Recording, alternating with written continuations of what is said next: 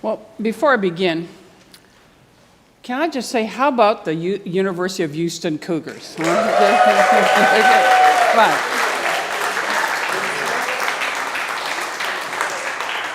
And they beat Duke, can I just, anyway. Yeah, I'm not a real sports fan, but that's kind of a big deal. So we'll pray for them, right? Would you pray with me? Open our ears, O God, to hear your word and know your voice. Speak to our hearts and strengthen our wills, that we may serve you now and always. Amen. The last few weeks of Lent, we've been on a journey, haven't we? We're journeying with Jesus, heading to Jerusalem, to the cross, and ultimately to the joy of the empty tomb and new life. And the journey continues on this fifth Sunday in Lent. We've examined different aspects of our relationship with God and how we might re-examine that connection and maybe make it stronger, rely on it more. All of it leading up to what is expected to us and expected of us as followers of Jesus. And today I was planning on lifting up more scriptures that reinforce God's never-ending love for us and for all of humanity, just in case you didn't really trust that idea. I think I still plan on doing some of that, but I have to tell you, I'm feeling a lot of things today in the last few days, and the words I want to use to describe how I'm feeling probably should not be spoken from the pulpit. Like many of us, I'm scared and uncertain about the future. But that's not all. I'm irritated. I'm angry. I'm frustrated.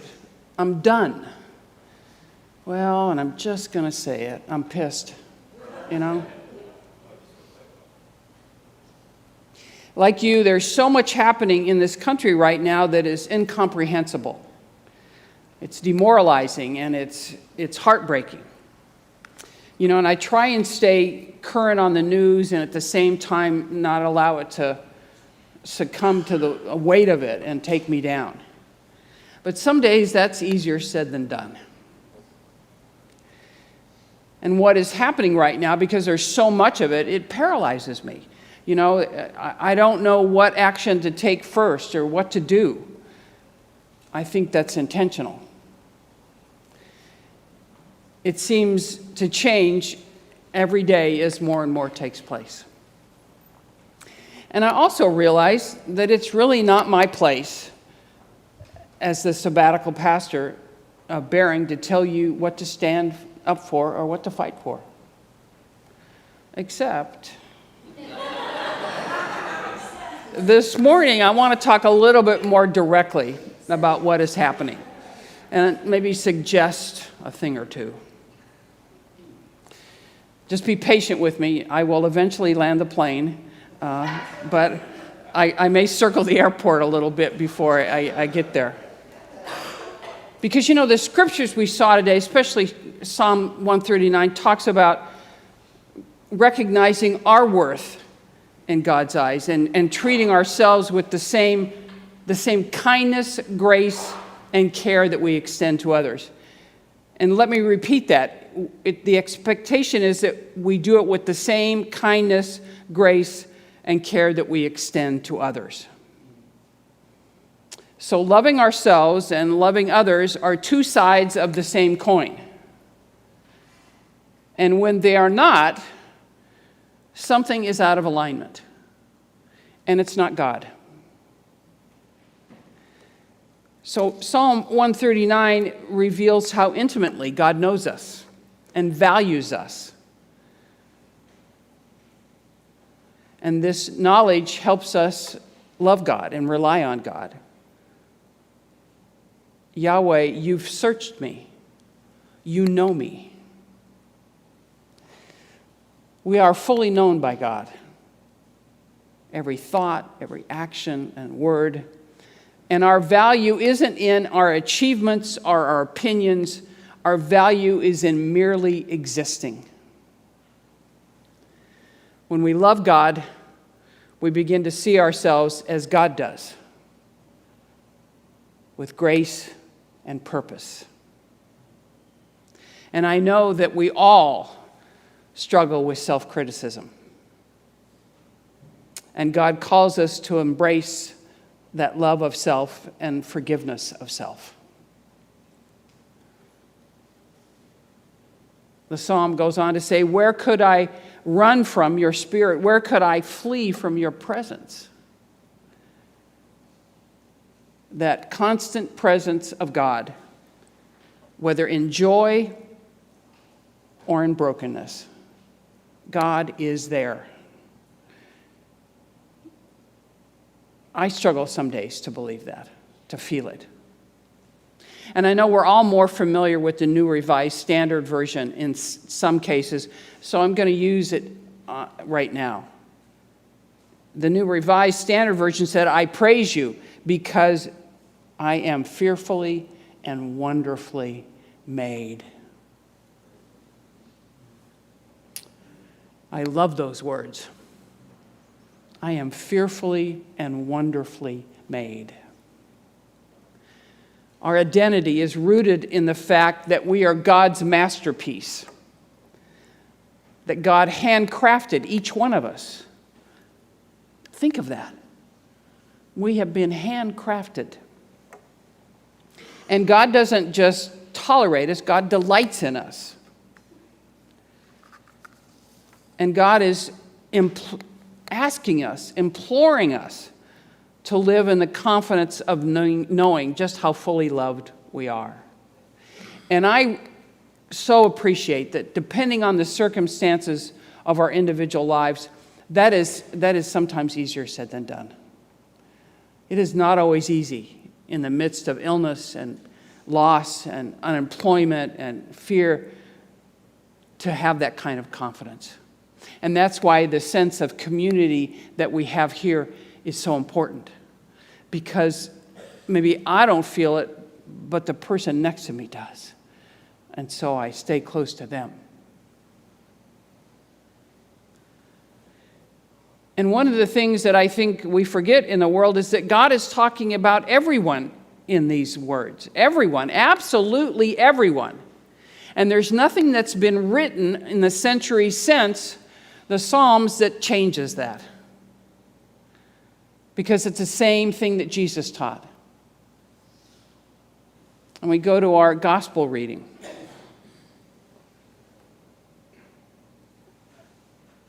In verse 8, Jesus says, "You have poor people with you always, but you won't always have me." And it comes in the context because of the woman who used this expensive oil on his feet. And the disciples criticized Jesus for this, saying, we could have used that money for the poor. And Jesus says, when he said, "You will have the poor with you always," he wasn't endorsing a permanent state of poverty in the world. But he was highlighting the importance of generosity and compassion for the vulnerable and the enduring need to care for those in need. It was a command, if you will.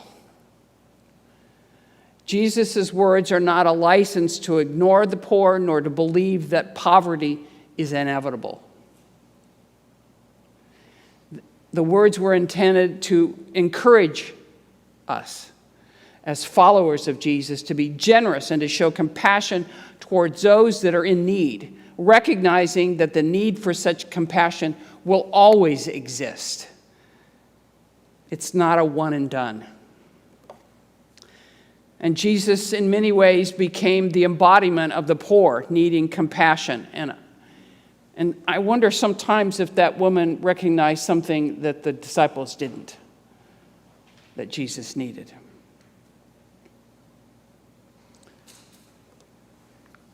And the truth is, Jesus then goes on to connect loving God and loving ourselves to loving others.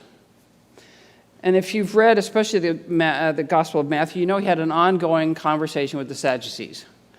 They just would never give it a rest, And we read about that in the Gospel of Matthew. And so he's having this conversation. They're always trying to trip him up, and Jesus just shines them on. But they ask him which commandment of the law is the greatest. And Jesus says, you must love the Most High God with all your heart, with all your soul, and with all your mind. That is the greatest and the first commandment. But it doesn't end there. Jesus goes on to say, the second is like it. You must love your neighbor as yourself. So our love for God is foundational, but God's love is for all creation. And we have been asked to have that same kind of love. And that's a pretty big ask. That's the challenge. God is talking about everyone here.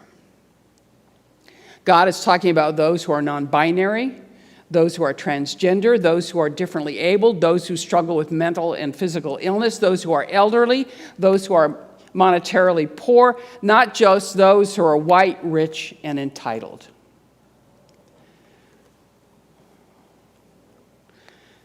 I could just stand up here all day and talk about this, but we would never get to lunch or the rest of the day. But I want to raise up just a few things that implicate a system that seems to have forgotten the least, the lost, and the lonely. We have always been known in this country for our foreign aid because we've always been willing to help those in need. And that part of our government has been hit faster and harder than almost any other target in an attempt to cut the size of the federal government. Because foreign aid has been called a waste of money. Because surely, if you are foreign, you do not matter. Cuts to Medicaid and SNAP are inevitable if we continue on this kind of budget path that's been laid out. And Medicaid provides health coverage to many low-income households, which include disabled residents, pregnant workers, low-income seniors, all of whom will be greatly harmed by cuts to this program. But let's face it, surely these people do not matter. Funding for programs that provide legal services for unaccompanied minors have been done away with or cut drastically because surely these children do not matter. I have a gal that I went to seminary with. She was a bright face. I can still see her. And she fell in love and married in seminary. I can't remember if her husband, I don't think he was a seminary student, but I can still see them. And she went on to have 2 children, but because of what she didn't know, what she had never been advised against and wasn't treated for, both of her children have Duchenne muscular dystrophy because she's a carrier. It's more likely that men are, but she was a carrier and she went into, cardiac problems during the pregnancy, but they never made the connection. And she has these 2 adorable boys. And there is a committee called the Advisory Committee on Heritable Disorders in Newborns and Children. It was a part of, Health and Human Services. It has been summarily disbanded, which leaves countless women and families without direction or advice about early identification and treatment. Because surely these people do not matter.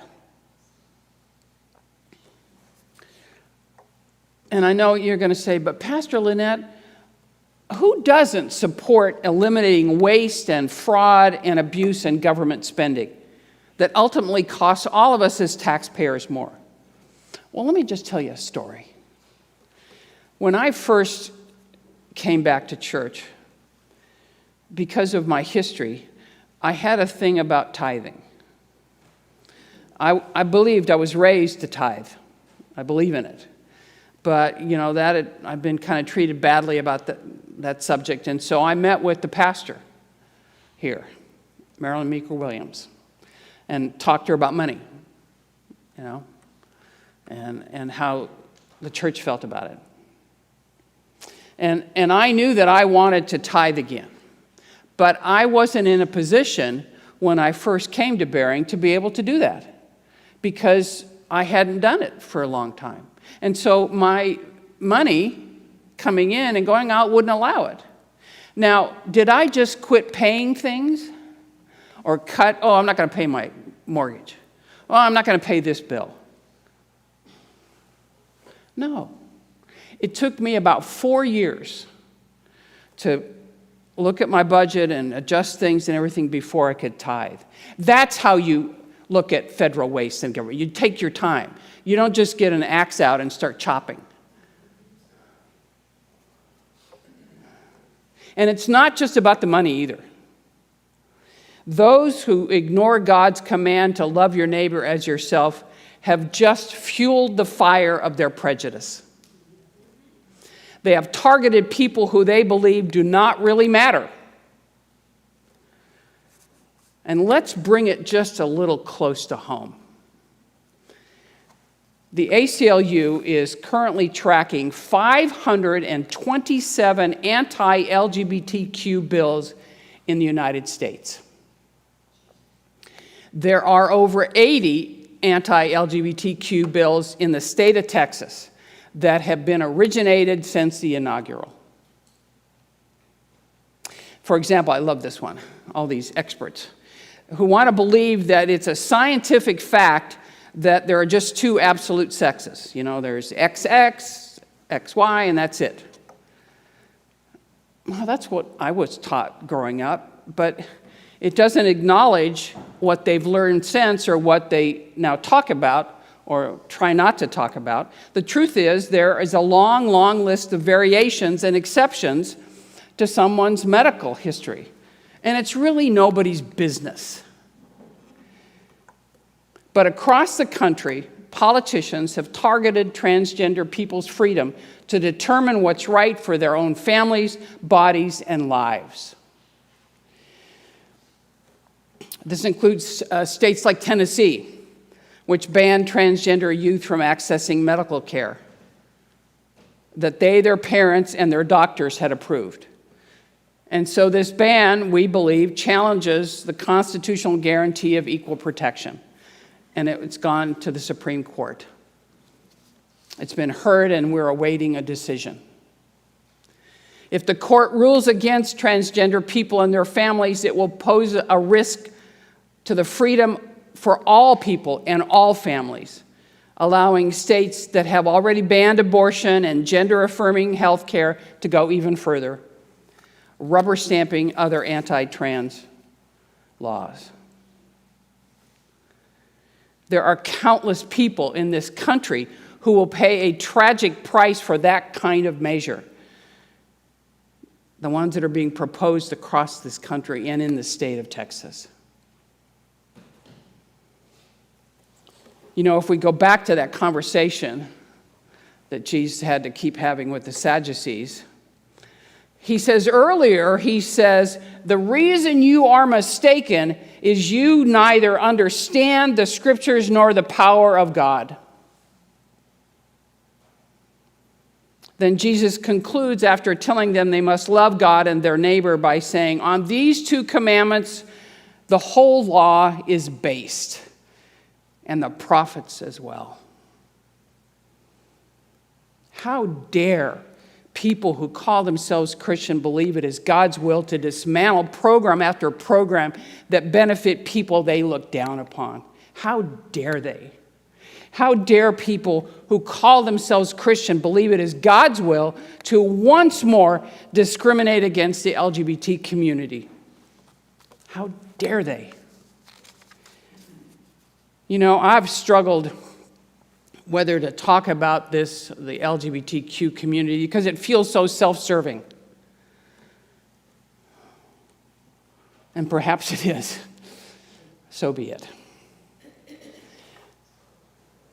I'm sure everybody sitting here remembers the day that in 2015 that the Supreme Court passed the equal marriage law.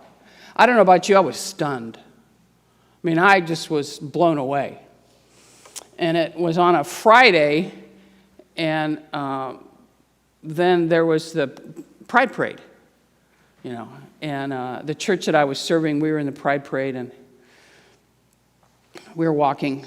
I wouldn't do that now, but we were walking, and we turned the corner, and there was a parking garage that was about 7 stories high, and every single story was filled with people cheering. That was probably one of the best days of my life.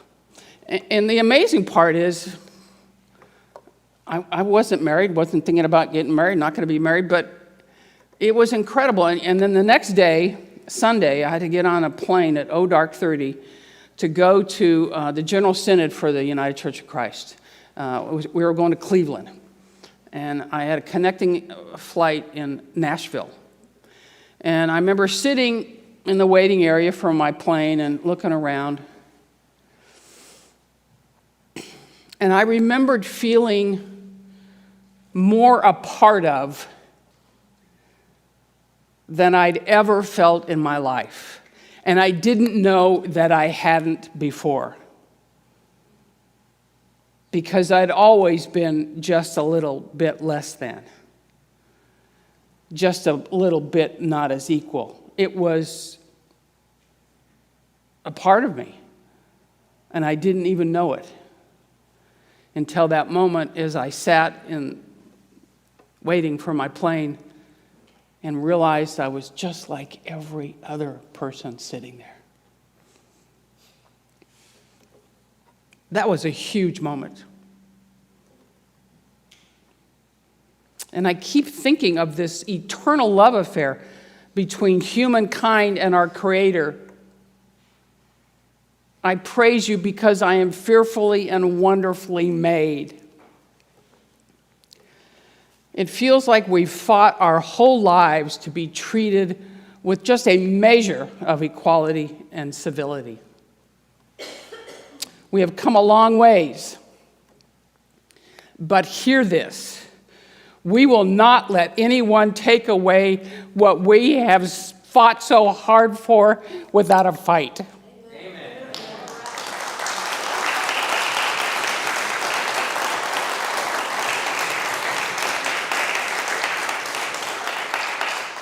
We are walking towards Jerusalem bearing alongside our Redeemer. Let us walk arm in arm together.